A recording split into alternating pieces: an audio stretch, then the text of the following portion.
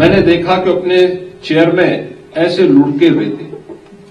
तो मैंने कहा, अच्छा ये बताइए आप कितने बजे जगते हैं? उन्होंने कहा, देखिए विधानसभा चल रही है तो 10 बजे सो के उठता हूं। और मैंने कहा, वैसे? कहा 12 बजे। हमने कहा 12 बजे आप सो के उठेंगे तो तब तो आपको मर जाना चाहिए। तो फिर मैंने कहा, वे सोते कितने बजे हैं? कहा रात्रि को 2 बजे 3 बजे। तो मैंने कहा 2 बजे 3 बजे सोने का कोई समय होता है? हमारी दिनचर्या कहां खराब होती है? जब हम समय पे जगते नहीं, समय पे सोते नहीं। समय पे जगते नहीं, समय पे सोते नहीं। हमारे एक बहुत वरिष्ठ पदाधिकारी थे,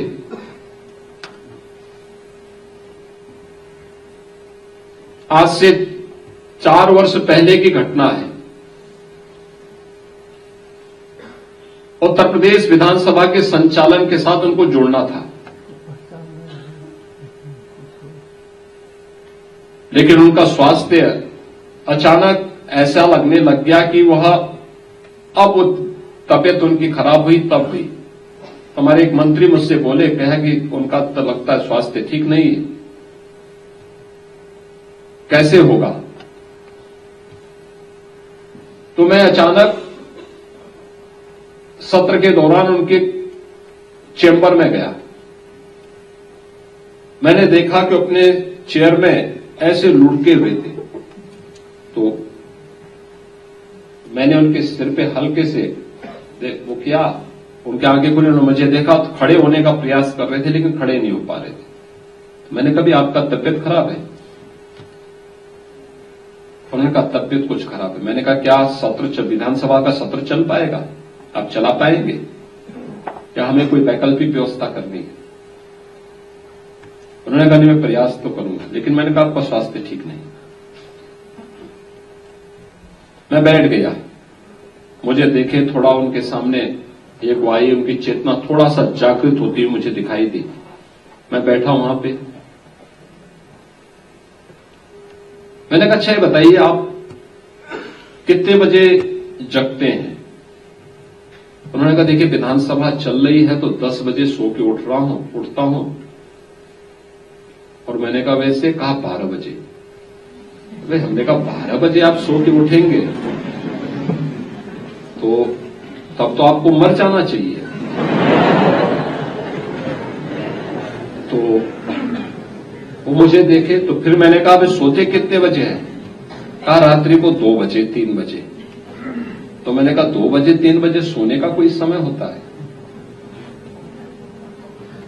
मैंने कहा, भी देखिए आप अगर जीवित रहना चाहते हैं तो आप बहुत देर करेंगे, बहुत ज्यादा अगर आपको लेट हुई तो 11 बजे तक आप सो जाया करिए और धीरे धीरे करके कम करिए। पहले दिन 12 बजे सोइए, फिर उसको 11:30 करिए, फिर 11 बजे करिए, फिर 10:30 करिए, फिर 10 बजे करिए और 10 बजे तक हर हाल में सो जाइए। उन्होंने कहा, मुझे लिखने का काम करना होता है। मैंने कहा, लिखने पढ़ने का जो भी काम करना होता है उसके लिए आप ब्रह्म मुहूर्त में करिए काम। सुबह रात को जल्दी सोइए और सुबह जल्दी जगिए। तो उन्होंने कहा, इससे क्या होगा? मैंने कहा, आप देखना, आप केवल एक काम करिए, पहले केवल अपने को नियम संयम के साथ जोड़ दीजिए। समय पे जगना, समय पे सोना, समय पे अपना नाश्ता लेना, समय पे अपना भोजन लेना। अगर आप इतना कर लेंगे तो आप देखेंगे कि अगले 1 महीने के अंदर आपको कुछ अपने शरीर में एक चेतना दिखेगी। वे चुप रहे।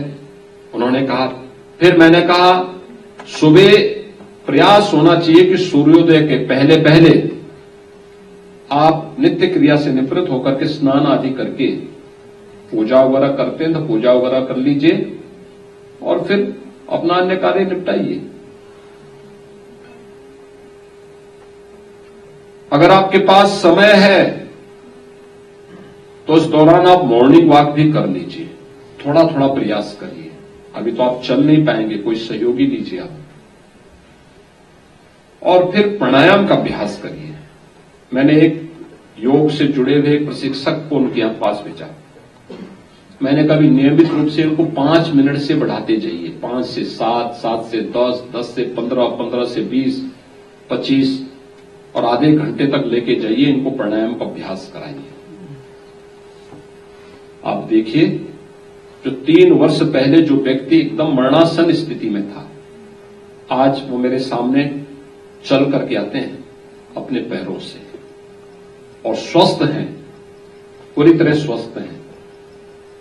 यद्यपि रात को 11, साढ़े 11 बजे के पहले अभी भी नहीं सोते, लेकिन मेरा मानना है कि अगर वो 10 बजे तक सो जाए और सुबह 4, साढ़े 4, 5 बजे तक जग जाए और अपनी क्रियाओं को नियमित कर लें, तो उनकी आयु अपने आप ही स्वस्थ हो जाएगी, वो अपने आप ही आरोग्यता को प्राप्त कर सकते हैं।